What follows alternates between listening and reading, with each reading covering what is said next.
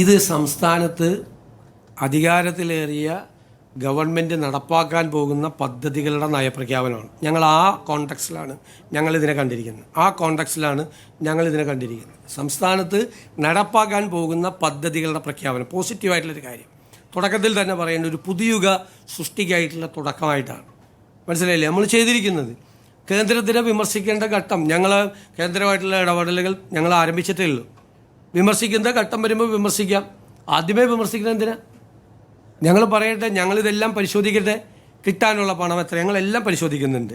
കിട്ടാനുള്ള പണം എത്രയാണ് അവിടെ നിന്ന്? എന്തുകൊണ്ടാണത് തരാത്തത്? ഓഡിറ്റഡ് സർട്ടിഫിക്കറ്റ് കൊടുക്കാത്തതുകൊണ്ടാണോ? യൂട്ടിലിറ്റി സർട്ടിഫിക്കറ്റ് കൊടുക്കാത്തതുകൊണ്ടാണോ? കഴിഞ്ഞ സ്റ്റേറ്റ് ഗവൺമെൻറ്റിൻ്റെ ഭാഗത്തു നിന്നുള്ള ഫെയിലിയർ കൊണ്ടാണോ പണം കിട്ടാത്തത്? എന്തുകൊണ്ടാണ് പണം തരാത്തത്? ഇതൊക്കെ ഞങ്ങൾ കൃത്യമായി പഠിച്ചുകൊണ്ടിരിക്കുകയാണ്.